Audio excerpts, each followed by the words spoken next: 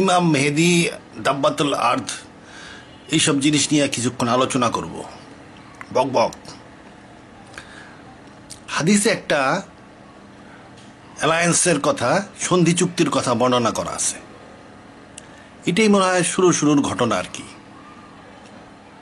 যে খ্রিস্টানদের একটা বড় দল রোম, যেটাতে মনে হয় অর্থোডক্স খ্রিস্টান, রাশিয়ার সাথে মুসলমানদের একটা সন্ধি হবে এবং এটা মিলিত শক্তিতে পরিণত হবে অনেকটা। তা সেরকম একটা ঘটনা ঘটছে। রাশিয়ার সাথে ইরানের সাথে একটা চুক্তি হয়েছে, নিরাক্রমণ চুক্তি। মানে কেউ যদি আক্রান্ত হয় তবে অপরজন সেই আক্রমণকারীকে কোনো সহায়তা দিবে না, এই ধরনের চুক্তি আর কি। যাই হোক, ডিফেন্স চুক্তি তো হয়েছে। এবং এর মধ্যে আবার রাশিয়া যখন ইউক্রেনের সাথে ফাইট করতেছিল, ইরান অনেক অস্ত্রশস্ত্র দিয়ে সাহায্য করছে, কিছু ফ্যাক্টরিও বানাইছে মনে হয় এখানে শাহেদের। তো রাশিয়ার সাথে ইরানের এখন ঘনিষ্ঠ খাতির। তারপরে দেখা যাচ্ছে বাশার আল আসাদও রাশিয়া আশ্রয় দিছে। আজকাল আশ্রয় দেওয়া একটা টেকনিক হয়ে গেছে আর কি। বড় বড় সুপার পাওয়াররা আজকাল আশ্রয় দিতেছে। যেমন আরাবিয়ান বাচ্চা, যত রাজা বাচ্চা আছে, জর্ডানের বাচ্চা, মিশর, এইসব গভর্নমেন্টদেরকে আমেরিকা আশ্রয় দেয়, মানে রক্ষা করে। তারপরে আসাদরে রাশিয়া নিয়ে গেছে, আশ্রয় দিছে। শেখ হাসিনা ভারতে আছে। এই আশ্রয় দিলে হয় কি, সেই যে সুপার পাওয়ারগুলা, ভারত একটা সুপার পাওয়ারই আর কি, ছোটোখাটো, সেই সুপার পাওয়ারগুলোর উপরে পলিটিক্যাল পার্টির নির্ভরযোগ্য তার তৈরি হয়। পলিটিক্যাল পার্টি তখন তার উপরে রিলাই করতে শুরু করে এবং আলটিমেটলি তার কথা মতন কাজ করতে থাকে। আরবের বাচ্চারা মনে করেন আমেরিকার কথা মতো কাজ করে, কারণ তারা জানে আমেরিকা তাদেরকে রক্ষা করতেছে। বাশার আল আসাদ আবার যদি ক্ষমতায় আসে, পুরাপুরি সে রাশিয়ার ভক্ত হয়ে থাকবে আর কি। তো এই জন্য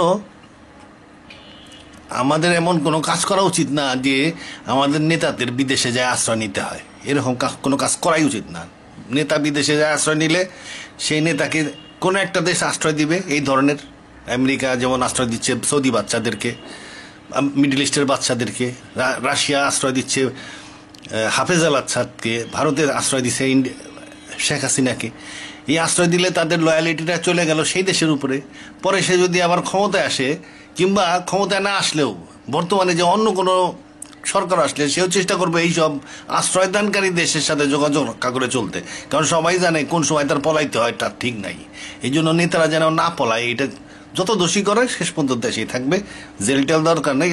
বড় বড় নেতাদেরকে খুব বেশি হলে হাউস অ্যারেস্ট করা উচিত, তার বেশি করা উচিত না, করলে দেশের ক্ষতি। আচ্ছা, যাই হোক, কিসের মধ্যে কি করি, আলোচনা করতে হবে হলো ওই যে ইমাম মেহেদি আর খালেদজ্জাল, মানে খালেদজ্জাল, হ্যাঁ, এবং দাব্বাতুল আর্দ, এটা নিয়ে আলোচনা করব। এই যে আমেরিকা না ইরানের সাথে রাশিয়ার দোস্ত হয়েছে, ওই যে হাসিনাতে বলা হয়েছে না, মুসলমানদের একটা বড় দল মানে ইরান, খ্রিস্টানদের একটা বড় দল মানে রাশিয়া, এর সাথে একটা সন্ধি হবে।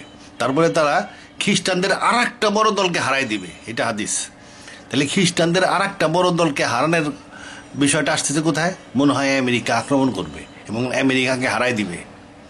এখন আমেরিকার উপরে সবাই খেপা। আমেরিকা খালি ট্যাক্স ধরতেছে সবার উপরে। ইউরোপিয়ান ইউনিয়নের সাথেও প্রায় কাটাপ অবস্থা। চীন তো রাইগে অস্থির, ব্যবসা বাণিজ্যতে গোলমাল করে দিছে। আমেরিকারে এখন যুদ্ধ করলে রাশিয়া পুরাপুরি ইরানের পিছনে দাঁড়ায় যাবে। তা এখন এই যুদ্ধটা হলে আমেরিকা হয়তো হারিয়ে যাবে। এই যে বিষয়টা এরকমের যে দেখাচ্ছি, নিজে দেখেন আমেরিকান ঘাঁটি, দেখেন কত ঘাঁটি। এই যে মিডল ইস্ট ভর্তি খালি আমেরিকার ঘাঁটি। এই যে বিমান ঘাঁটি, নৌঘাঁটি, বিমান ঘাঁটি, নৌঘাঁটি, বিমান ঘাঁটি, বিমান ঘাঁটি, নৌঘাঁটি, নৌঘাঁটি, বিমান ঘাঁটি, বিমান ঘাঁটি, বিমান, এই যে মানে মিডল ইস্টের সব দেশে ঘাঁটি, সৌদি আরবে ঘাঁটি, এই যে ইরাকে ঘাঁটি, তুরস্কতে ঘাঁটি, প্রচুর জর্ডানে ঘাঁটি। আমেরিকা এতগুলা ঘাঁটি করে রাখছে এই ইরানকে ইয়ে করার জন্য, থ্রেটিং দিয়ে রাখার জন্য। এবং এখন আবার দিয়াগো গার্সিয়াতে হেভি বোম্বার আনতেছে। হেভি বোম্বার কেন আনতেছে? কারণ যুদ্ধ করার ইচ্ছা আছে। ছোট ছোট এই যে ফাইটার প্লেন দিয়ে, এই যে F-35 টাইপের, F-22 এদেরকে দিয়ে হঠাৎ করে আক্রমণ করে রাডার মাডার কমান্ড সেন্টার এগুলো ধ্বংস করে দিয়া, তারপরে সেই ধ্বংসটাকে জারি রাখার জন্য হেভি বোম্বার আনতে হয়, তারপরে বোম্বিং চালায় যেতে হয়। তারপরে মিসাইল টিজাইল মানে আক্রমণ যখন শুরু করতে হয় প্রিএমটিভ অ্যাটাক ফুল রেঞ্জে করতে হয়, কইরা ওর কমান্ড অ্যান্ড রাডার এগুলা কন্ট্রোল এই এয়ারপোর্ট বিমান বাহিনী ধ্বংস করে দিতে হয়। বিমান বাহিনী ধ্বংস করে দিলে তারপরে সেই দেশে ইচ্ছা মতন ল্যান্ড ফোর্সে যা ইচ্ছা তাই করা যায়। তাহলে এইরকম প্রস্তুতি আমেরিকা নিচ্ছে।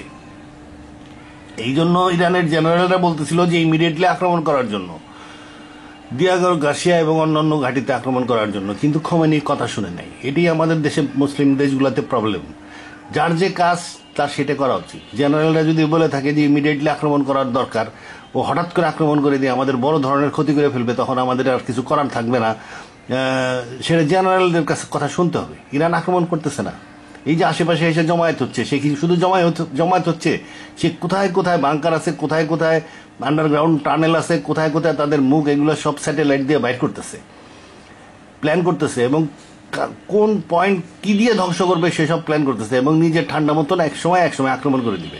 ডিফেন্স তো কোনো আত্মরক্ষার উপায় না, যখন শত্রু পায়তারা করতেছে তখনই তারা আক্রমণ করে দিতে হয়, সে যেন এই প্রস্তুতিগুলো নিতে না পারে। জেনারেলরা তাই বলতেছিল, কিন্তু সেটা তো খোমেনি শুনল না। আচ্ছা, যাই হোক, আল্লাহ ভরসা, খোমেনি জিন্দাবাদ, আল্লাহ ভরসা। তা এই যে মনে হয় এই যে হাদিসে যেহেতু বর্ণিত আছে, সম্ভবত হাদিসের যে বর্ণনায় যে পাওয়া যায় যে মুসলমানদের একটি বড় দলের সাথে, ইরানের সাথে খ্রিস্টানদের একটা বড় দল মানে রাশিয়া, এদের সাথে সন্ধি হবে এবং তারা খ্রিস্টানদের আর একটা বড় দল মানে আমেরিকারে হারাই দিবে। তার মানে আমেরিকা আক্রমণ করবে এবং শেষ পর্যন্ত হাইরে যাবে। আচ্ছা, তাহলে এই জিনিসটা এরকম হবে,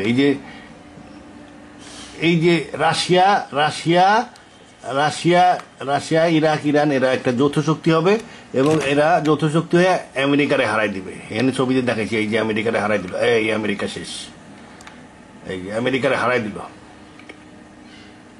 তাহলে আমেরিকারে হারাই দেওয়ার পরে হাদিসে আছে যে এই সময় মুসলমানরা বলবে যে আমরা আল্লাহর রহমতে দিচ্ছি, আর খ্রিস্টানরা বলবে, রাশিয়া বলবে, অর্থোডক্স খ্রিস্টানরা বলবে যে ক্রুশ জয়যুক্ত হয়েছে, তখন ক্রুশ ভেঙে ফেলবে। যাই হোক, তাহলে ক্রুশ নিয়ে যখন এত চিন্তা ভাবনা, তার মানে ওরা অর্থোডক্স রাশিয়ার ধার্মিক খ্রিস্টান। আমেরিকান খ্রিস্টান হলে কিন্তু ক্রুশ ভাঙলে ওরা কিছু মনে করতো না, ওরা আরো বুঝ দিত যে ভাঙো ওরা আধা খ্রিস্টান, রাশিয়ানরা হলো পুরা খ্রিস্টান। তা যাই হোক, যখন নাকি এই যুদ্ধের পরে ক্রুশ ভাঙাভাঙি হয়ে যাবে, তখন রাশিয়া আলাদা হয়ে যাবে। রাশিয়া আলাদা হয়ে কি করবে? এই ইউরোপিয়ান ইউনিয়নের সাথে মিশবে। ইউরোপিয়ান ইউনিয়নের বড় ভাই এখন হলো আমেরিকা, বড় ভাই সাইডে চলে যাইতেছে, ন্যাটো ভেঙে দিবার চাইতেছে, সব জায়গায় ট্যাক্স লাগাইতেছে। এই জন্য তখন ইউরোপিয়ান ইউনিয়নের বড় ভাই হয়ে যাবে রাশিয়া। এই দুই শক্তি মিলিত হয়ে যাবে, রাশিয়া ইউরোপিয়ান ইউনিয়ন একত্রিত হয়ে গেলে একটা বিরাট পাওয়ার হবে। এখন তো আমেরিকা কিছু করতে পারে না, জাহাজ নিয়ে আইসা কাম করতে হয়, এই জন্য তেমন কিছু করতে পারে না। কিন্তু ইউরোপিয়ান ইউনিয়ন এবং রাশিয়া যখন একত্রিত হয়ে যাবে, তখন আর জাহাজ মাহাজ লাগবে না, ডাইরেক্ট ল্যান্ড ফোর্স আসতে পারবে। এরা তখন আরো শক্তিশালী সুপার পাওয়ার হয়ে যাবে। এটি হাদিসে বলা আছে যে এরপরে মুসলমানদেরকে আক্রমণ করবে এই রাশিয়া এবং ইউরোপ মিলিত শক্তি মুসলমানদেরকে আক্রমণ করবে। এই দেখেন, আক্রমণ করলো। এই যে অপোজিং ফোর্সেস কারা? মুসলমানদের তখন যেহেতু আমেরিকা বাইটে চলে গেছে, ইরান এবং রাশিয়ার যৌথ শক্তির কাছে পরাজিত হয়ে আমেরিকা চলে গেছে, এখন বাড়িতে বসে রয়েছে। এখন আরবের রাজাগণ কি করবে? সবাই সে ইরানের সাথে এসে খোমেনির সাথে খাতির টাতির করে হ্যান্ডশেক করে হুজুরদের মেনে নিবে। তুরস্কও তখন বলবে যে হ্যাঁ ঠিক আছে, তাহলে এখন আমি আর ঘাঁটি দিব না, আমরা এখন সব ইরানের সাথে মিশে একত্রিত হয়ে গেলাম, একত্রিত ফোর্স তৈরি হবে। আর রাশিয়া কি করবে? ইউরোপিয়ান ইউনিয়ন আর রাশিয়া, এই যে অল ইউরোপিয়ান কান্ট্রিজ একত্রিত হয়ে যাবে, রাশিয়া সহ একত্রিত হয়ে ইউরোপিয়ানরা আক্রমণ করবে এবং এই আক্রমণটা হবে প্রথম কনস্টান্টিনোপল দখল করে নিবে। ওরা কনস্টান্টিনোপল দখল করে নিবে, এবং কারণ ওই দিক দিয়ে আসার জায়গা, বসফরাস পার হয়ে আসার জায়গা। তাহলে কনস্টান্টিনোপল দখল করে নেবে ইউরোপিয়ানরা। ওই যুদ্ধে ওদের থাকবে 70টা ডিভিশন, মানে বলা আছে হাদিসে যে 12,000 সৈনিক। আর আমরা আজকাল জানি যে আধুনিক ডিভিশনে 12,000 সৈনিক থাকে। হাদিস তো ডিভিশন বলে নাই, হাদিস বলছে 12,000 সৈনিক। তার মানে হাদিসে ওটাকে মিন করছে ডিভিশন, ডিভিশনে, একটা ডিভিশনে 12,000 সৈনিক থাকে, একটা ডিভিশনে 3টা ব্রিগেড থাকে, একটা ব্রিগেডের আন্ডারে 3টা করে ব্যাটালিয়ন থাকে, একটা করে ব্যাটালিয়নের আন্ডারে 4টা করে কোম্পানি থাকে। এইভাবে হিসাব করলে দেখবেন প্রায় মোটামুটি 12,000 সৈনিক থাকে। তার মানে 70টা ডিভিশন এখান থেকে আক্রমণ করবে এবং কনস্টান্টিনোপল দখল করে নেবে। কনস্টান্টিনোপল দখল করে ওরা বসে থাকবে না, ওরা আরো আগে আসবে এবং পুরা মুসলিম বিশ্বের বড় বড় ভাইটাল শক্তিগুলা, এই যে আলজেরিয়া, মিশর, মিডিল ইস্ট, ইরান, এদেরকে হারাই দিবে এবং দখল করে নিবে। ইউরোপিয়ানরা দখল করে নেওয়ার কারণে কি হবে? মুসলমানরা হেরে যাবে, মুসলমান শক্তির পতন হয়ে যাবে এবং মানুষ ইমাম মেহেদির জন্য বসে থাকবে। নিরাশ হয়ে তখন ভাবতে থাকবে যে এখন আর উপায় নাই, ইউরোপ রাশিয়া একত্রিত হয়ে পুরা মুসলিম বিশ্ব দখল করে নিছে, মিডিল ইস্ট দখল করে নেওয়ার পরে বাকিগুলারে ধমক দিয়ে দখল করে নিবে আর কি। এই বাংলাদেশ পর্যন্ত আর লোক পাঠাইতে হবে না, ওই ধমক দিয়ে কেউ বাংলাদেশ করে দেবো যে হ্যাঁ ঠিক আছে। তারপর পাকিস্তান এগুলো বলে দেবো যে হ্যাঁ, ইন্দোনেশিয়া, মালয়েশিয়া ঠিক আছে বড় ভাই এমন আছি আপনার সাথে, ইউরোপিয়ান ইউনিয়নের সাথে আছি। আচ্ছা, মিডিল ইস্ট দখল করে নেবে, ইরান দখল করে নেবে এবং পুরা বিশ্বে তখন খ্রিস্টানরা পাওয়ারে চলে আসবে। মুসলমানরা হতাশ হয়ে ইমাম মেহেদির জন্য অপেক্ষা করতে থাকবে। এটাও হাদিসে আছে যে মুসলমানরা হতাশ হয়ে ইমাম মেহেদির জন্য অপেক্ষা করতে থাকবে। আচ্ছা, এরপরে কি হবে? এই যখন দেখবে যে মুসলিম বিশ্ব দখল হয়ে গেছে, ইহুদিরা তখন চান্স পেয়ে যাব এবং তাদের ওই যে ডোম অফ রক, আল-আকসা মসজিদ ভাঙিয়া তাদের যে পুরানো আমলের হাইকেল ছিল, এটা পুরানো হাইকেলের ছবি, এই পুরানো হাইকেলের ডিজাইন অনুযায়ী তারা এই নতুন হাইকেল তৈরি করবে। এই যে নতুন হাইকেল তৈরি করবে এটারও হাদিসে আছে। হাদিসে কি বলছে? দ্য বিল্ডিং অফ বাইতুল মুকাদ্দিস, এই যে এইটা নতুন পুরান হাইকেল তৈরি করলে মদিনা তখন ধ্বংস হবে, মদিনা বাতিল হয়ে যাবে, মদিনা পরিত্যক্ত হবে, মদিনায় আর লোক থাকতে পারবে না। আর মদিনার যখন খালি হয়ে যাবে তখন মালহামা শুরু হবে। আর মালহামা শুরু হইলে কনস্টান্টিনোপল বিজয় হবে, এটা আমরা জানি, এটা ইমাম মেহেদী করবে। তারপরে কনস্টান্টিনোপল দখল হয়ে যাওয়ার পরেই দাজ্জাল প্রকাশিত হয়ে যাবে। আর এটা সুনান ইবনে দাউদে আছে। তাহলে এই যে ঘটনাগুলা বোঝা যাচ্ছে না ভালো মতন, এই জন্য আমি একটা ছবিতে দেখাচ্ছি আপনাকে। এই যে মনে করেন এই যে মিডিল ইস্ট, এখানে ইউরোপিয়ান ইউনিয়ন এবং রাশিয়ার সম্মিলিত শক্তি মিডিল ইস্ট দখল করে নিছে। পুরো ম্যাপ দিয়ে দেখানো যায় যে এদিকেও আছে, এই দিক দিয়ে আছে, দখল করে নিছে আর কি। আমি ছোট ছোট অ্যারো দিয়ে দেখাইছি। ইউরোপিয়ান ইউনিয়ন মিডিল ইস্ট দখল করে নিছে। এরপরে কি হবে? বাইতুল মুকাদ্দাস তৈরি করে ফেলছে। তখন নেতানিয়াহু দেখবে আর মুসলমানদের তো আর কোনো ক্ষমতাই নাই, সব গেছে গিয়া, আমি এখন মাতব্বর তাড়াতাড়ি করে ওই যে ডোম অফ রক আল-আকসা মসজিদ ভাঙিয়া ওখানে ওদের হাইকেল বানায় ফেলবে। যখনই হাইকেল বানায় ফেলবে তারপরে কি হবে? আচ্ছা, এই যে তখন ইমাম মেহেদী মক্কায় প্রকাশিত হবেন। আমার ধারণা, এটা কিন্তু হাদিস কোরআন থেকে বলতেছে, হাদিস বা বাইবেল থেকে বলতেছে না। আমার ধারণা ইমাম মেহেদী এই ইয়েমেনে আছেন, ইয়েমেনে এখন ফাইট করতেছেন উনি। এখানে এই যে ইয়েমেনের বাহিনী যখন মক্কা দখল করবে ওই সময় লোকজন বুঝে ফেলবে যে ইনি ইমাম মেহেদী। এখন হয়তো জানে যে উনি একজন মানে নেতা, সাধারণ নেতা হিসাবে চিনে, ইয়েমেন তার নিজস্ব বাহিনীতে একজন সাধারণ নেতা হিসাবে চিনে, কিন্তু যখন মক্কা দখল হবে তখন ওনার পরিচয় প্রকাশ হয়ে যাবে যে উনি আসলে ইমাম মেহেদী। এটা আমার ধারণা, অন্যরকম হইতে পারে, কারণ এই দিকে তো মুসলমানদের অনেক পরাজয় হয়ে গেছে। যেহেতু এই দিকে অনেক পরাজয় হয়ে গেছে সেহেতু হয়তো ইরান থেকেও আসতে পারে, ইজিপ্ট থেকে আসতে পারে, রাইশায় মক্কার এলাকায় আশ্রয় নিতে পারে। বিভিন্ন ছোট ছোট লিডার, বড় লিডার, সাধারণ লিডার, এই ধরনের লিডাররা বা যে কোনো লোক হয়তো প্রকৃত ইমাম মেহেদী তখন মক্কায় এসে আশ্রয় নিতে পারে। মক্কায় এসে আশ্রয় নিলে এখানে তার প্রকাশিত হইতে পারে। যাই হোক, ইয়েমেন এই দিক থেকে আক্রমণ করবে, ইমাম মেহেদীর বাহিনী কিংবা লোকাল বাহিনী এই দিক থেকে আসবে এবং এখানে ইমাম মেহেদী প্রকাশিত হবেন। প্রকাশিত হওয়ার পরে ইয়েমেন আক্রমণ করুক আর না করুক, ইমাম মেহেদী মক্কায় প্রকাশিত হবে, এটাই হলো মেইল কথা।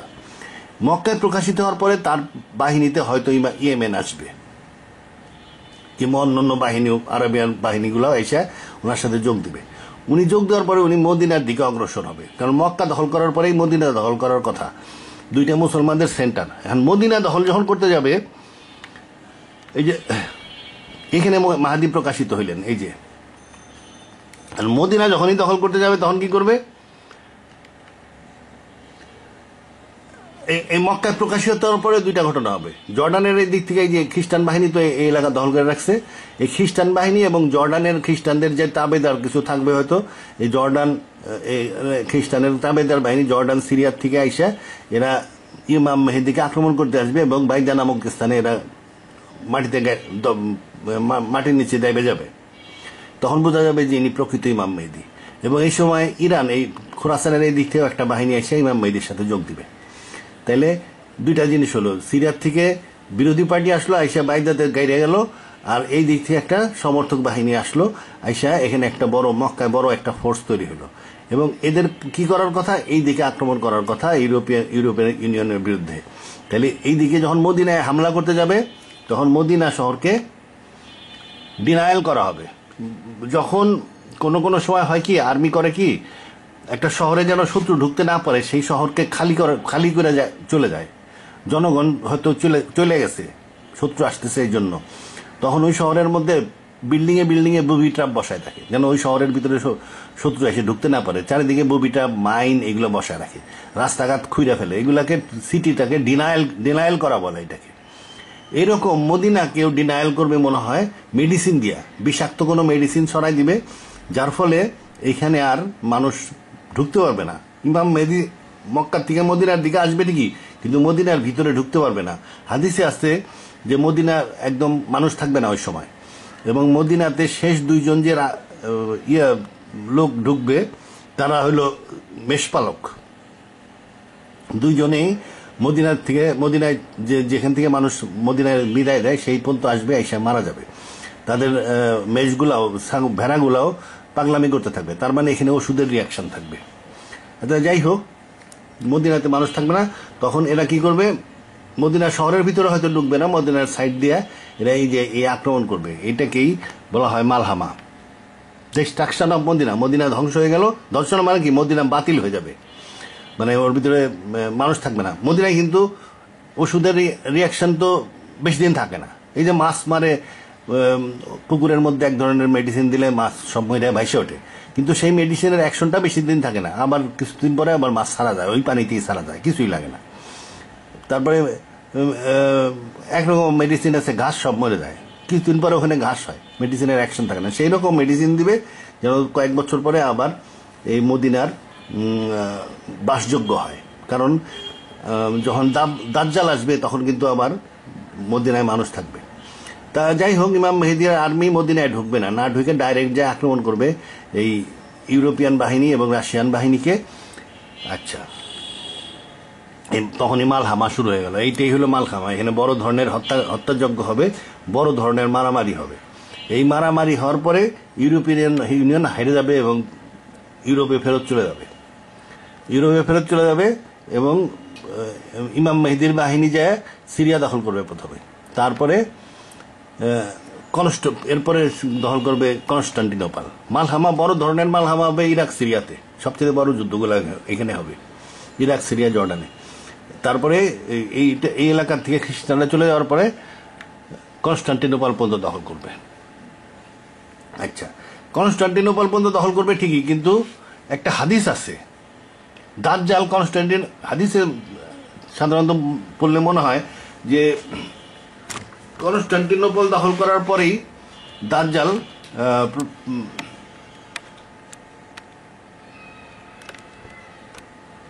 কনস্টান্টিনোপল দখল করার পরেই দাজ্জাল প্রকাশিত হয়ে যাবে, এটা মনে হয়। কিন্তু কনস্টান্টিনোপল একটা হাদিস আছে যে রাসূলুল্লাহ বলছেন যে তোমরা কি এমন শহর জানো যে শহরের এক পাশে মরুভূমি আর এক পাশে সমুদ্র? সাহাবীরা তখন বলছিলেন যে হ্যাঁ জানি, সেটা কি? কুস্তুনতুনিয়া। কিন্তু এই কনস্টান্টিনোপলের এক পাশে সমুদ্র না, দুই পাশে সমুদ্র, আর এক পাশে মরুভূমি নাই। এখানে এই যে বুলগেরিয়া, গ্রিস, এইসব জায়গা মরুভূমি না। তাইলে সাহাবীরা ভুল বলছিলেন, তখন তারা কনস্টান্টিনোপলকে চিনতেন, এই জন্য বলছিলেন কাছাকাছি একটা শহর কনস্টান্টিনোপল এই ধরনের, এক পাশে সমুদ্র আর এক পাশে মরুভূমি না, সাধারণ ভূমি বলছেন। আচ্ছা, সাহাবীরা তো মরুভূমি, সাধারণ ভূমিকে দেশই তো মরুভূমির মতো না, এই জন্য ওই মনে করছে ওইটাই মরুভূমি। আসলে এক পাশে সমুদ্র আর এক পাশে মরুভূমি হইতেছে তেল আবিবের। তেল আবিবটা তৈরি হয়েছে সমুদ্রের পারে, সি বিচে, এবং তেল আবিবের তা তৈরি হয়েছে মরুভূমির মধ্যে। এখন সেই মরুভূমি বোঝা যায় না, কারণ অনেক গাছ লাগাইছে, কিন্তু অরিজিনাল যখন তেল আবিব তৈরি হয়েছিল তখন ওটা ছিল একটা মরুভূমি। মরুভূমির মধ্যে একটা জায়গা ওরা অ্যালটমেন্ট নিছিল, নিয়ে সেখানে একটা বিল্ডার কোম্পানি নাকি ওখানে তেল আবিব শহর বানানো শুরু করে ওইটি আস্তে আস্তে বড় হয়ে এখন ওদের রাজধানী হয়ে গেছে। এই তেল আবিবের এক পাশে সমুদ্র, এক পাশের মরুভূমি, এবং এইটা আক্রমণ করবে ইমাম মেহেদী। এই যে তেল আবিব আক্রমণ করে দিল ইসরায়েলের, তেল আবিব আক্রমণ করার পরে যখনই তেল আবিব আক্রমণ করবে তখন মোজেজা শুরু হয়ে যাবে। হাদিসে আছে যে লা ইলাহা ইল্লাল্লাহ বলার পরে এক শহরের এক পাশ পতন হয়ে যাবে, আবার ও পাশে যায় লা ইলাহা ইল্লাল্লাহ মুহাম্মাদুর রাসূলুল্লাহ বলার পরে আর এক পাশ পতন হয়ে যাবে। এরকম কেন হবে? এই ধরনের তো হওয়ার কথা না। এই যে গায়েব প্রকাশিত হয়ে যাওয়া, এই ধরনের মুজিজা প্রকাশিত হয়ে যাওয়া, এইগুলা ক্ষতিকর মানুষের জন্য, সওয়াব কমে যায়, এবং ওই সময় পাপ করলে বড় ধরনের সাজা আসে। মুজিজা দেখার পরেও যদি কেউ পাপ করে তার উপরে বড় ধরনের সাজা নেমে আসে এবং গুনাহ বেশি হবে, সওয়াব কমে যাবে। তা মুসলমানরা লা ইলাহা ইল্লাল্লাহ বলল, শহরের পতন হয়ে গেল, এরকম কেন হবে? তখন ইমাম মেহেদীর সন্দেহ হবে, সে তখন ঘোড়সওয়ার পাঠাবে এবং শুনবেও কিছুটা যে দাজ্জাল প্রকাশিত হয়েছে। যখন দাজ্জাল প্রকাশিত হবে কেন তাইলে, যে যখন ইসরায়েলের রাজধানী তেল আবিব ধ্বংস আক্রান্ত হয়ে পতনের অবস্থা হবে, তখনই দাজ্জাল দেখবে তার রাজধানী চলে যাচ্ছে, শেষ হয়ে যাচ্ছে, তাড়াতাড়ি সে নিজেকে প্রকাশ করে দিবে এবং জেরুজালেমের মসজিদে দাঁড়ায়, ওই হাইকেলে দাঁড়ায় বলবে যে আমি ঈসা নবী আকাশ থেকে এইমাত্র নেমে আসছি, দেখো আমি মরা জ্যান্ত করতে পারি। সেই ঈসা নবী হিসাবে নিজের ঘোষণা করে দিবে। সারা খ্রিস্টান বিশ্ব, ইউরোপিয়ান ইউনিয়ন, রাশিয়া চিল্লাই উঠবো, সমস্ত সাংবাদিক ভাইয়েরা ক্যামেরা খাড়া করে বলবো এই যে ঈসা নবী চলে আসছে। খ্রিস্টানরা জানে প্রথমজন যে আসবে সে দাজ্জাল, এন্টিখ্রাইস্ট, পরের জন হলো আসল ঈসা। এই জন্য সে প্রথমে একটা ডিকয় পাঠাইতে পারে, প্রথমে একটা ভুয়া ঈসা সেই পাঠায় ও মরলো, মরার পরে আসল দাজ্জাল এসে বলবে যে এই দেখো এইবার আমি আসলাম। আর ওই যে এন্টিখ্রাইস্ট তোমরা যে মারছাও ওটা হলো এন্টিখ্রাইস্ট। এরকম নাটকও সাজাইতে পারে। বহু বিশাল ষড়যন্ত্রের মধ্যে পড়ে যাবে পৃথিবীর মানুষ মাইনে নিবে তাকে ঈসা নবী হিসাবে। আচ্ছা, মানে যাদের ধর্মজ্ঞান কম। আচ্ছা, তাহলে দাজ্জাল এখানে এসে গেল। দাজ্জাল এসে যাওয়ার পরে কি হবে? ইমাম মেহেদী তখন আর যুদ্ধ করবে না, কারণ ইমাম মেহেদী জানে যে দাজ্জালের সাথে যুদ্ধ করা তার পক্ষে সম্ভব না এবং তার যুদ্ধ করার কথাও না। দাজ্জালের সাথে যুদ্ধ করবে ঈসা নবী। এই জন্য ইমাম মেহেদী একটা নিরাপদ আশ্রয়ে চলে যাবেন। বাইবেলে আছে তাকে গ্রেট ইগলের পাখায় করে নিয়ে যাওয়া হবে, মানে গ্রেট ইগল মানে হলো প্লেনে করে সে পালাবেন আর কি, ওই এলাকা থেকে দূরে সরে যাবেন। আচ্ছা, তাহলে কি হলো? দাজ্জাল এসে গেল, এই যে দাজ্জাল এসে গেছে। আচ্ছা, এরপরে কি হবে? দাজ্জাল আসার পরে দাজ্জাল এসে গেল কোথায়? জেরুজালেমের মসজিদে সে দাজ্জাল হিসাবে নিজেকে ঈসা নবী পরিচয় দিয়ে সে ওই জেরুজালেমের হাইকেলের মধ্যে থাকা শুরু করলো। হাইকেলটা বানাচ্ছেই তার থাকার জন্য। আর ঈসা নবী তো সে তো আর যেখানে সেখানে থাকতে পারে না, তার তো জেরুজালেমেই থাকতে হবে। তা দাজ্জাল জেরুজালেমে থাকবে। জেরুজালেমে থাকার পরে সে সংগঠিত করবে ইউরোপিয়ান ইউনিয়নকে। কিভাবে সংগঠিত করবে? সে European union, Russia, America, Australia, এই সমস্ত খ্রিস্টান বিশ্বকে একত্রিত করে ফেলবে এবং সবাইকে ভ্যাটিকানের আন্ডারে নিয়ে আসবে এবং ভ্যাটিকান তাকে তখন চালাবে এআই দিয়া। এআই হেডকোয়ার্টার হবে, এআই, আর্টিফিশিয়াল ইন্টেলিজেন্স।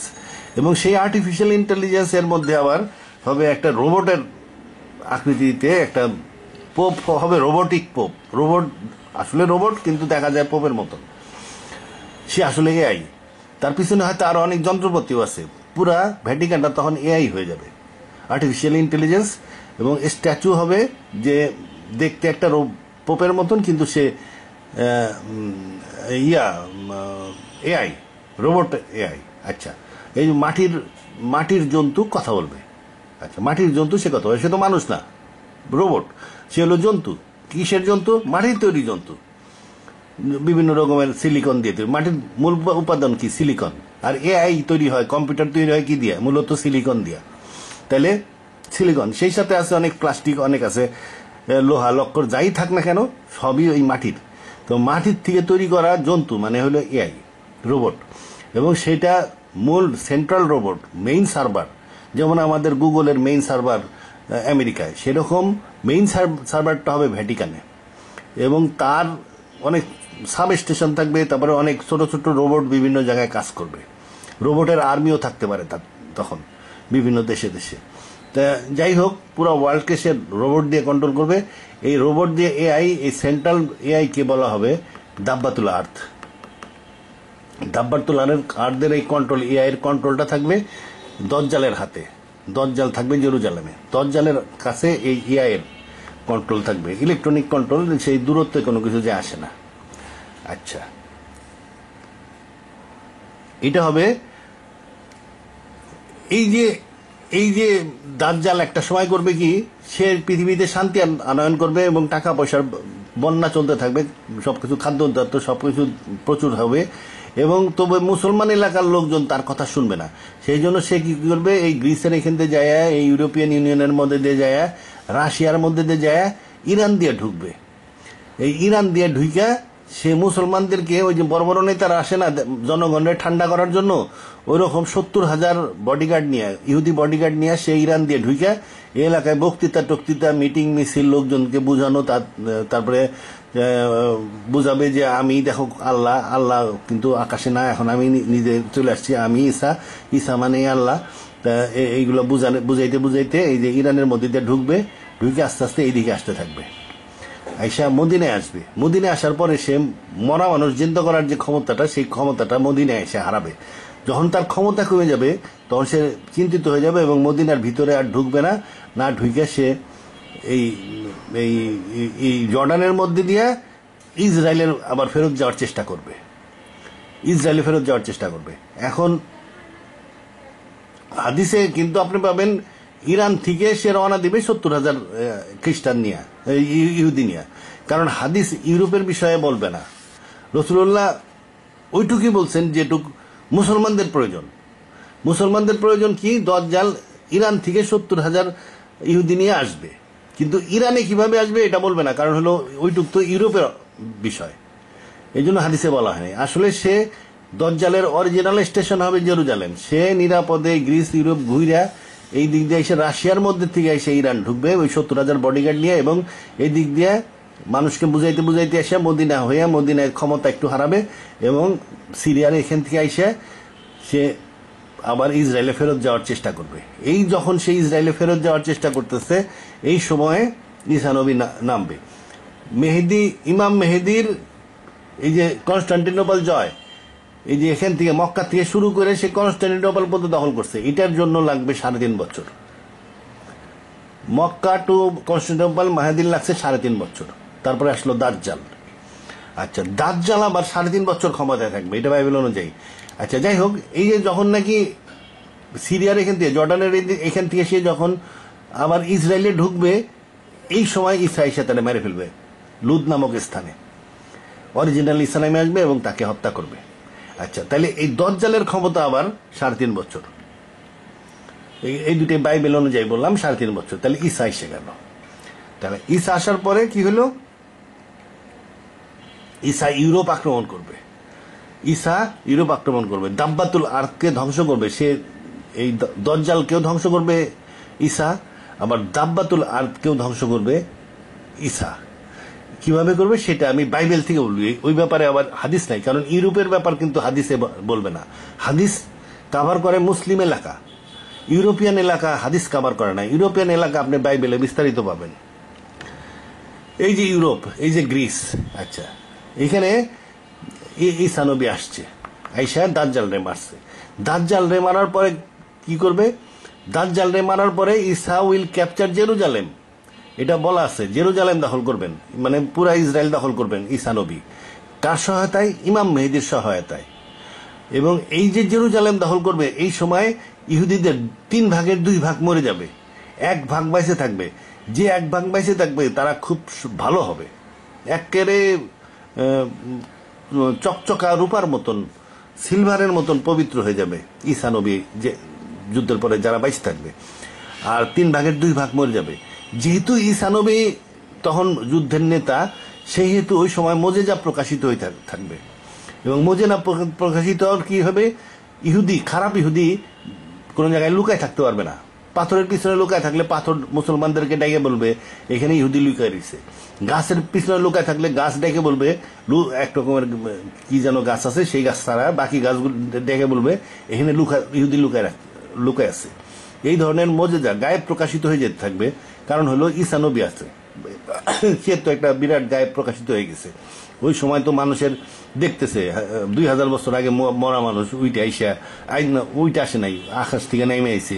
তো ঈসা নবীরে দেখতেছে, তার কাছে তো এখন আর ওই যে ইমানের পরীক্ষা বলে তেমন কোনো কিছু নাই, আর সব কমে গেছে আর কি। এবং ওই সময় অপরাধ করলে কোনো মুসলমানের সাজা হয়তো ইমিডিয়েটলি চলে আসবে। যাই হোক, পাথর পর্যন্ত মুসলমানের ডাকে বলবে যে ইহুদি লুকায় আছে এবং ইসরায়েল দখল করবে।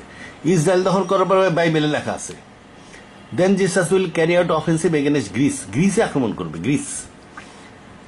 এই যে এখানে এই যে জাকারিয়াতে লেখা আছে I will use Judah like a soldiers bow, Israel like the arrow, I will use the man of Zion, মানে ওই জেরুজালেমের লোকজন, লাইক এ শোর, তরোয়ালের মতন ব্যবহার করবো জুদা জিয়ন এইসব ইসরায়েলিদেরকে, to fight against the men of Greece, গ্রিসের বিরুদ্ধে যুদ্ধ করার জন্য। গ্রিস আক্রমণ করবে কাদেরকে দিয়ে? ওই যে ভালো হয়ে গেছে যেসব ইহুদি 3 ভাগের 1 ভাগ, তাদেরকে দিয়ে মাধ্যমে সে গ্রিস আক্রমণ করবে। ঈসা নবী গ্রিস আক্রমণ করবে, তার মানে সমুদ্র দিয়ে আক্রমণ করবে আর কি। এই সময় ইমাম মেহেদিও কিন্তু তারে সাহায্য করবে। কিরকম? জেসাস আর মাহাদি উইল ক্যাপচার ইউরোপ দখল করার জন্য ইমাম মেহেদি ঈসা নবীকে সাহায্য করবে। এই সাহায্যটা এখানে লেখা আছে, the lord will appear above his people, he will shoot the arrows like lightning, মানে মিসাইল মারতে থাকবে একের পর এক। The sovereign lord will sound the trumpet, he will march in the storm from the south, দক্ষিণ দিক দিয়ে এই স্টর্ম ঝড় দক্ষিণ থেকে আসবে, তার মানে এইখান থেকে আসবে, এই মিডল ইস্ট থেকে আসবে। মিডল ইস্ট থেকে তাহলে কে আসবে? ইমাম মেহেদির বাহিনী আসবে। মেহেদির বাহিনী এই দিকটা এসে ইউরোপে ঢুকবে, আর ঈসা নবীর যে ইহুদি বাহিনী এটা গ্রিসের মধ্যে দিয়ে ইউরোপে ঢুকবে এবং সম্মিলিতভাবে পুরো ইউরোপ দখল করে নিবে। রাশিয়াও পতন হয়ে যাবে। তাহলে এরা পতন হয়ে গেল। এই যে ইউরোপ দখল করলো, এই সময় ইউরোপ দখল করার সময় কিন্তু এই যে মেহেদির আর্মির সাথে ঈসা নবী আছে, মেইন কমান্ডার ঈসা নবী। এখন ইউরোপ দখলের মেইন কমান্ডার ঈসা নবী, এবং ইউরোপ দখলের মূল উদ্দেশ্য হলো দাব্বাতুল আরদকে ধ্বংস করা। কারণ কি নাম দজ্জাল মরে গেছে সেটা ঠিক আছে, কিন্তু ইউরোপ তখনও তো দাব্বাতুল আরদ মানে এআই দ্বারা কন্ট্রোল করতেছে এবং সমস্ত দুনিয়া উল্টাপাল্টা করে রাখছে। ইউরোপ সমস্ত দুনিয়াকে গ্রিপে নিয়ে রাখছে। তারা যাইয়া দখল করে ইউরোপের লোকজন দাজ্জালের সাপোর্ট দিছে, কারণ খুব মজা, কিন্তু অরিজিনালি স্যারে সাপোর্ট দিবে না, কারণ সে তো ভালো কথা কয়, সিধা হয়ে থাকবে কয়, এটা তো কেউ চায় না। এই জন্য ঈসা নবী ইউরোপও দখল করবে, ইউরোপ দখল করবে এবং এই সময় ইমাম মেহেদী তাকে সাহায্য করবে। এখানে যায় সেই এআই সিস্টেম এবং দাজ্জাল ধ্বংস করবে। ইউরোপ কিভাবে দখল করবে? ইউরোপ দখল করার জন্য ঈসা নবী খোদাই সাহায্য পাবে। এই খোদাই সাহায্যটা বাইবেলে লেখা আছে, ক্যাপচারিং ইউরোপ অ্যান্ড ডিফিটিং দাব্বাতুল আরদ। ইউরোপ দখল করবে এবং দাব্বাতুল আরদ ধ্বংস করবে। কিভাবে? Then I heard a loud voice from the temple saying that 7 angels, 7 ফেরেশতা আসছে, go and pour the 7 bowls of God's wrath, আল্লাহর রাগের 10 বাটি রাগ ঢেলে দাও, ক্ষোভ রাগ। আচ্ছা, 7 বাউল আল্লাহর রাগ রেত ঢেলে দাও। তাহলে প্রথম ফার্স্ট অ্যাঞ্জেল, এই 7 অ্যাঞ্জেলের কাছে 7টা বালা নিয়ে আসছে, 7টা ফেরেশতা 7টা বালা নিয়ে আসছে। প্রথম অ্যাঞ্জেল কি করলো? প্রথম ফেরেশতা বালা ঢেলে দিল। And I went and poured out the Baul on the land, জমির উপরে সে বালা ঢেলে দিল। অ্যান্ড আগলি ফেস্টিং সোর্স ব্রোক, এবং এক ধরনের ফুসকা হয়ে গেল মানুষের গায়ে। ইউরোপে যায় সে করছে কি, একটা বালা ঢেলে দিছে, এক বাউল, এক গামলা বালা ঢেলে দিছে ফেরেশতা। ঢেলে দেওয়ার পরে মানুষের কি হলো? ওই ফুসকা হয়ে গেল সারা শরীরে। কাদের? আউট অন দ্য পিপল, ওই সব লোকদের ফুসকা হইলো who had mark of the beast. এই বিস্টের, বিস্ট মানে এখানে বিস্ট অফ দ্য আর্থ, দাব্বাতুল আর্থ। এই দাব্বাতুল আর্থের চিহ্ন যাদের মধ্যে ছিল, দাব্বাতুল আর্থ কিন্তু মানুষের মধ্যে চিহ্ন দিবে, যারা দজ্জালকে খোদা বলে মাইনে নিবে বা ঈসা এবং খোদা বলে মাইনে নিবে তাদেরকে একটা ভালো চিহ্ন দিবে, মানে তার দৃষ্টিতে ভালো, সে ব্যবসা এবং বেচা কিনা করতে পারবে। আর যে দাজ্জালকে ঈসা নবী এবং আল্লাহ বলে মাইনে নিবে না তাদেরকে সে অন্য একটা চিহ্ন দিয়ে দিবে, সে কোথাও কেনা বেচা করতে পারবে না, মানে স্যাংশন লেগে যাবে। এখন তো রাষ্ট্রীয় পর্যায়ে স্যাংশন লাগে, তখন ব্যক্তি পর্যায়ে স্যাংশন লাগাই দিবে। মানি টাকা পয়সা ইলেকট্রনিক টাকা পয়সা হয়ে যাবে, কাগজীয় টাকা থাকবে না, সব বিকাশ টাইপের টাকা পয়সা হয়ে যাবে তখন। তাইলে সে কি এই ধরনের লোক যারা নাকি এই যে এই দাব্বাতুল আর্থের ফেভারে কাজ করে তাদের ফুসকা হয়ে গেল। আচ্ছা, অ্যান্ড ওরশিপ দ্য ইমেজ, এখানে ইমেজ বা স্ট্যাচু বলছে। স্ট্যাচু মানে কি? স্ট্যাচু মানে ওই রোবট। এই যে যারা দাজ্জাল তো মানুষ, দাজ্জালরেও ঈসা এবং খোদা বলে স্বীকার করছে এরা, এবং বিস্টকে ওরশিপ করছে, মানে বিস্ট মানে দাব্বাতুল আর্থকে সহায়তা করছে। ইমেজ মানে এখানে ট্রান্সলেশনে ইমেজ লিখছে, আসলে এটা হলো স্ট্যাচু ট্রান্সলেশন করা যাবে। ওরশিপ দ্য স্ট্যাচু বা ওই যে আইডলটা কি? রোবট, এআই রোবট, যারা নাকি এআই রোবটের বা দাব্বাতুল আর্থের ফেভারে কাজ করছে তাদের শরীরে চিহ্ন থাকবে, আর এই চিহ্ন আলাদের ফসকা হবে। আচ্ছা, এটা হলো 1 নম্বর অ্যাঞ্জেলের যে বালা ডাইলি দিছে। আচ্ছা, এই যে দাব্বাতুল আর্থ যে মানুষের মধ্যে এরকম সিল দিবে, এবং যারা দজ্জালের ফেভারে আছে এবং ওই দাব্বাতুল আর্থের ফেভারে কাজ করে তাদেরকে সিল দিবে, সেটা বাইবেলে লেখা আছে, revelation 13 number 16-17। He the beast of the sea also force everyone, প্রত্যেককে বাধ্য করছে, স্মল এবং গ্রেট, ছোট বড় শহরে বাধ্য করছে, রিচ অ্যান্ড পুয়ার, গরিব এবং ধনী, free and slave, to receive a mark on his right hand, ডাইন হাতে সিল দিয়ে দিছে, অ্যান্ড অন হিজ ফোরহেড, কপালেও সিল দিয়ে দিছে, so that no one could buy or sell, কেউ কেনা বেচা করতে পারতো না, আনলেস হ্যাড দ্য মার্ক, এই মার্ক ছাড়া।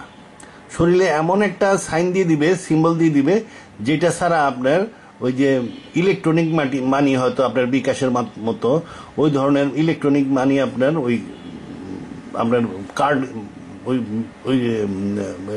ক্রেডিট কার্ডের মতন কার্ড, ওইগুলা কাজ করবে না, ওইগুলা ওই মার্ক থাকতে হবে, নাইলে আপনি দোকানদারি কেনা বেচা করতে পারবেন না। এই মার্কটা দাব্বাতুল আর্থ দিয়ে দিবে।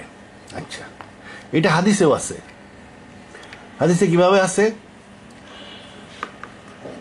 হাদিসে অনেকটাই ধরনেরই লেখা আছে যে আবু হুরায়রা বলছেন যে a beast will emerge from the earth, মাটির একটা জন্তু আসবে, এবং তার কাছে সুলাইমানের আংটি এবং মুসার লাঠি থাকবে। He will brighten the face of believer, stamp the nose of the disbeliever, অবিশ্বাসীদের নাকে সুলাইমানের সিল দিয়ে দিবে।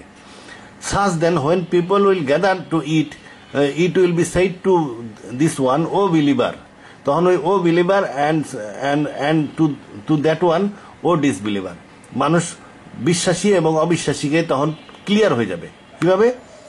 যে লোকটা ওই দাব্বাতুল আর্থের সিল নিবে, সে তো বোঝা যাচ্ছে যে সে ঈসা নবী, দাজ্জালকে ঈসা নবী এবং বলে মাইনে নিচ্ছে, এবং আল্লাহ বলে মাইনে নিচ্ছে। তার মানে কি, যারা জানে তারা বলবে যে তুমি তো অবিশ্বাসী, ডিসবিলিভার বলবে, প্রকাশিত হয়ে যাবে। আর যারা দাজ্জালের সিল নাই তাদেরকে বলবে বিশ্বাসী। এটা ক্লিয়ার হয়ে যাবে ওই দাজ্জালের সিলের, দাব্বাতুল আর্থের সিলের কারণে। আচ্ছা, আর এর পরিচয় দেওয়া আছে হেড অফ এ বুল, শুয়োরের চোখ, গরুর মাথা, হাতির কান, হরিণের শিং, উট পাখির গলা, সিংহের বুক, এই ধরনের অদ্ভুত প্রাণী এসে এই সিলগুলা মারবে। আচ্ছা, এই যে সিলটা এসে অদ্ভুত প্রাণীটা সিল মারতেছে, এই অদ্ভুত প্রাণীটা এক ধরনের যন্ত্র টাইপের হবে, বেকু টাইপের মেশিন দিয়ে খুব দ্রুত বেগে আইসা সব মানুষের সিল মাইনে দিবে আর কি।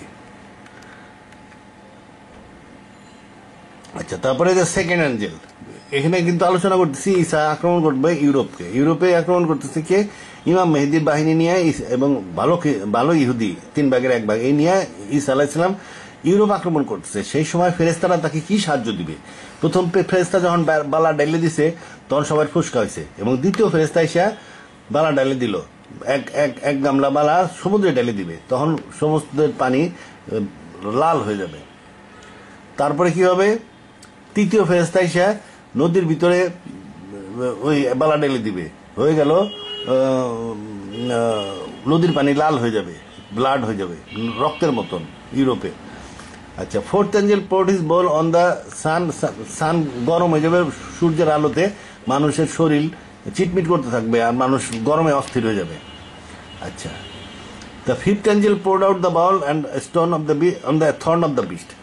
পঞ্চম এঞ্জেল এসে করবে কি, বিস্টের থর্ন অফ দ্য বিস্ট মানে কি, মানে যে সার্ভার, মেইন সার্ভার, এআই এর মেইন সার্ভার, এবং যেখানে ক্লোজই আছে ওই রোবট, মেইন রোবট যেটা মেইন এআই, দেখতে একজন পোপের মতন, আসলে সে একটা মূর্তি, হাঁটাচলা করতে পারে, কথা বলতে পারে।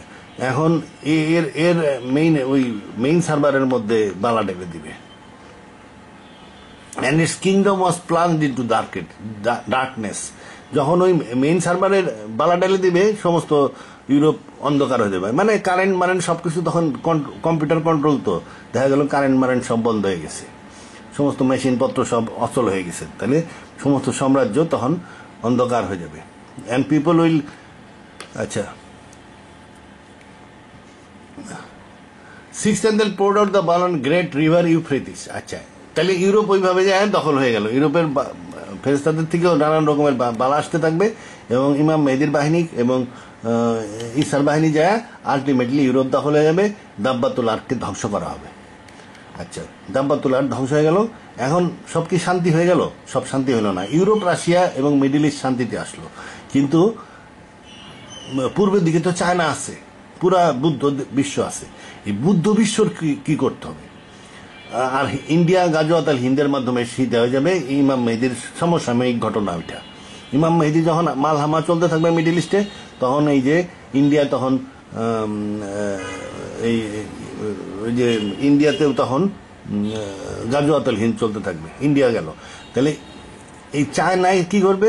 এখানে বলতেছে সিক্স এঞ্জেল ইউফ্রেটিস নদীর মধ্যে বালা ঢেলে দিল, ইউফ্রেটিস নদীটা শুকায় যাবে। এটা সিম্বলিক, ইউফ্রেটিস শুকায় যাবে। ইউফ্রেটিস শুকায় যাওয়া গেলে কি হবে? Then they gathered the king together in place and Hebrew called Armageddon. তখন চাইনিজরা আক্রমণ করে অ্যারমাগেডনের পর্যন্ত এসে দখল করে নিবে। অ্যারমাগেডন হলো ইসরায়েলের একটা জায়গার নাম, এখানে এই পর্যন্ত দখল করে নিবে। যখন চাইনিজ বাহিনী আর্মাগেডন পর্যন্ত দখল, চাইনিজ বাহিনী ইয়াজুজ মাজুজ আর্মাগেডন পর্যন্ত দখল করে নিবে, তখন এটাই ইয়াজুজ মাজুজ। তখন এই চাইনিজ বাহিনী কেন ইয়াজুজ মাজুজ সেটা একটু আমি সংক্ষেপে বলতেছি। এবং এই বাহিনী ওই যে সেভেন্থ এঞ্জেল, সিক্সথ এঞ্জেল তো, সেভেন্থ এঞ্জেলের অ্যাকশনের কারণে ইয়াজুজ মাজুজ মারা যাবে, এটা বাইবেল অনুযায়ী। আর হাদিসে আছে রাসূলুল্লাহ দাওয়া করবেন তাদের অসুখ হবে এবং অসুখে সব মারা যাবে এবং পাখি তাদেরকে উড়াই নিয়ে যাবে। ইয়াজুজ মাজুজ কারা, এটা আমরা এখান থেকে একটু বলতে পারি। এই যে চায়না যারা নাকি ফাইনালি আক্রমণ করবে, তাদের এলাকাটা কিন্তু পাহাড় শ্রেণীর দ্বারা আড়াল করা। এই যে চিটাং হিল ট্রাক্স, এমন চওড়া হিল ট্রাক্স এবং এত গাছ, ঘন গাছ, যে এর মধ্যে দিয়ে লোক যাওয়া সম্ভব ছিল না। এই জাপানি আর্মি একদম পুরা ভরমর করে বার্মা পর্যন্ত দখল করে নিচ্ছিল, কিন্তু বার্মা পার হয়ে ভারতে আক্রমণ করতে পারে নাই এই চিটাং হিল ট্রাক্সের কারণে। আবার এইখানে 14th আর্মি ছিল ব্রিটিশের, এরাও বার্মা আক্রমণ করতে পারে নাই সহসা এই চিটাং হিল ট্রাক্সের কারণে। আমেরিকা ফ্রি হওয়ার পরে আমেরিকা বিমান দিছে, তারপরে ডিমাপুর এই দিক দিয়ে যায় বার্মা ক্যাম্পেন শুরু হয়েছে। তার মানে এটা একটা খুব দুর্ভেদ্য পর্বত শ্রেণী। এছাড়াও এখানে হিমালয় আরো দুর্ভেদ্য পর্বত শ্রেণী। এরপরে আছে পামির, আরো দুর্ভেদ্য, এটা ক্রস করা যায় না। এরপরে আছে আলতাইও ক্রস করা যায় না। তারপরে তিয়ানশান, তারপরে আলতাই, এগুলো ক্রস করা যায় না। এটা দুর্ভেদ্য পর্বত শ্রেণী দ্বারা পুরা চায়না এই অঞ্চল প্রোটেক্টেড। ক্রস করা যায় না মানে কি, অল্প লোক পার হইতে পারবে কষ্ট করে, কিন্তু একটা আর্মি পার হইতে পারবে না, কারণ আর্মিদের সাথে অনেক রসদ থাকে, তাঁবু থাকে, ঘোড়া থাকে। ঘোড়া তো পার হইতে পারবেই না, এখানে ঘোড়া থাকে, হাতি থাকে, কামান থাকে, গোলা থাকে, অনেক কিছু থাকে। এই লট্টম বট্টম নিয়ে এই একটা আর্মি এই এলাকা পার হইতে পারে না। এখানে এই জন্য জুলকারনাইন ছিল আসলে সাইরাস দি গ্রেট, পারস্যের রাজা, উনি সারা পৃথিবী দখল করে ফেলছিল, কিন্তু চায়নার এই এলাকা দখল করতে পারে নাই। এই জন্য এই এলাকা দখল করার জন্য কোন দিক দিয়ে তার আর্মিটা যাইতে পারবে সেটা বাইট করার জন্য সে চেষ্টা করতেছিল। সে চেষ্টা করতে করতে কোরআন শরীফে আছে কি, এই যে পারস্যের রাজা জুলকারনাইন সে চেষ্টা করতে করতে খুঁজতে খুঁজতে দেখছে যে হিমালয় পর্বত হেনতে পার হয়ে যাওয়ার কোনো উপায় নেই, করতে করতে একদম বাংলাদেশে চলে আসছে। এই বাংলাদেশে এসে দেখছে ঘোলা পানিতে সূর্য ডুবতেছে, এটা কোরআনে আছে। শুধু বাংলাদেশের এই সমুদ্র সৈকতেই কিন্তু ঘোলা পানিতে সূর্য ডোবে। পৃথিবীতে আর কোনো সমুদ্র সৈকত নাই যেখানে পানি গোলা, সব জায়গার পানি নীল। শুধু বাংলাদেশের সমুদ্র সৈকতের ঘোলা পানিতে সূর্য ডোবে, তাও আবার কক্সবাজার না, উপর দিকে। এই ঘোলা পানি দেখতে পারবেন আপনি ওই এই নোয়াখালীর সি বিচ কিংবা খুলনা এলাকার সি বিচ কিংবা মানে খুলনা বাগেরহাট এই এলাকার সি বিচ, এখানে ঘোলা পানিতে সূর্য ডোবে। তার মানে জুলকারনাইন এই পর্যন্ত এসে দেখছে যে পার হওয়ার কোনো জায়গা নাই, এই যে চওড়া পর্বত শ্রেণী, আর চায়না এখানে, আর এগুলো সব খালি পর্বত আর পর্বত, পর্বত আর পর্বত। এই যে এখান দিয়ে চায়না, এই যে চায়না প্লেন ল্যান্ড, তো এই যে যাবে কেমনে। তারপরে সে আবার দেশে ফেরত যায়, আবার গেছে যে এই দিক দিয়ে যাওয়া যায় নাকি বাইর করার জন্য চেষ্টা করছে, বাহিনী নিয়ে গেছে, বিশাল বাহিনী নিয়ে। সে আসছে তো এরকম শুধু আইটে চলে আসে নাই, সে আসছে তার বিশাল বাহিনী এই সব জায়গা সার্চ করতে করতে আসছে যে কোন জায়গাতে ক্রস করা যায় নাই, কোনো ক্রসিং পয়েন্ট পায় নাই, আর্মি ক্রস করার জায়গা পায় নাই। তারপরে এখান থেকে যেতে যেতে সূর্য উদিত স্থানে গেছে। তো সূর্য উদিত স্থান মানে উত্তর মেরুর। সে যখন গেছে তখন ছিল ওই যে উত্তর মেরুর 6 মাস দিন 6 মাস রাত, তখন 6 মাস দিন চলতেছিল। সে যায় দেখে সূর্য উদিত হয়ে রয়েছে, ডোবে না, মাতলা ইলসান্স, সূর্য ডোবে না, মাতলামি করতে হচ্ছে, গেলে ঘুরতে হচ্ছে চারিদিক দিয়া হরাইজন দিয়া, কিন্তু ডোবে না। তাহলে সূর্য উদিত স্থানে গেছে মানে সে সাইবেরিয়া পর্যন্ত গেছে, যায় কোনো ক্রস করার জায়গা পায়নি। তারপরে ছোট একটা বাহিনী নিয়ে দেখছে যে আর্মি ক্রস করতে পারে, নিজে যায় পার হয়েছে। এবং এমন লোকের সাথে সাথে দেখা হয়েছে যারা কোনো ভাষা বোঝে না। এই যে পারস্যরা সুদীর্ঘকাল দুনিয়া শাসন করছে, এই আফ্রিকা ইউরোপ এসব শাসন করছে, যার ফলে তাদের শব্দ সব ভাষাতেই আছে, এমনকি ভারতেও আছে, সব ভাষাতেই তাদের শব্দ আছে। কিন্তু কখনো চায়না শাসন করে না, এই জন্য কোনো পার্সি শব্দ চায়নায় নেই। এই জন্য কোরআনে লেখা আছে তারা এমন লোকের কাছে পৌঁছালো যাদের মধ্যে একটা শব্দ তারা বোঝে না। তার মানে চাইনিজ ভাষায় কোনো পার্সি শব্দ নেই। তার মানে চাইনিজ লোকের সাথে দেখা হলো, মানে সে ক্রস করছিল 1 লেখলা, ক্রস করছিল এই টাকলামাকান ডেজার্টের এখান দিয়ে। আচ্ছা, এই ক্রস করার পরে সে এই যে গ্রেট চায়না ওয়ালের প্রাচীনতম অংশ বানাই দিছে, প্রাচীনতম অংশ। গ্রেট চায়না ওয়াল কিন্তু অনেকদিন ধরে অনেক রাজা বানাইছে এবং পরে এটা 4000 মাইল লম্বা হয়েছে। এই প্রাচীনতম অংশ, এই অংশ এইখানে এইটা বানাইছিল জুলকারনাইন। কেন? এই মঙ্গোলিয়ানরা আক্রমণ করে এই যে চায়নারা কৃষিজীবী, এদের ধান পান সব লুট করে নিয়ে যেত, এই জন্য এই ওয়ালটা দিয়ে দিল যেন এরা মঙ্গোলিয়ানরা আক্রমণ করতে না পারে। আস্তে আস্তে চায়নার রাজারা দেখছে ভালো তো এটা থাকলে মঙ্গোলিয়া মানসুরিয়া পাহাড়ি, আর মঙ্গোলিয়ানরা হইতেছে তৃণভূমির লোক, এরা আক্রমণ করতে পারে না, তাহলে এই ওয়ালটা বানাইতে এটা এখন 4000 মাইল লম্বা হয়েছে। এই ওয়ালটার পতন মানে এই যে চেঙ্গিস খান এই যে চায়না দখল করলো, তার মানে ওয়ালের পতন হয়ে গেল, থিওরিটিক্যালি পতন হয়ে গেল। চেঙ্গিস খান যখন চায়না দখল করলো তখন হয়ে গেল কি, এই চেঙ্গিস খানের বাহিনী হয়ে গেল ইয়াজুজ মাজুজ।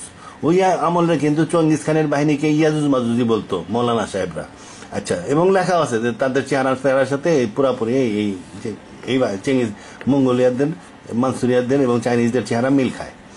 আচ্ছা, পশমি জুতা পরে এরা। যাই হোক, এইটাই শেষ জামানায় এসে কি হবে, এই ওয়ালটা সত্যি সত্যি ভেঙে যাবে।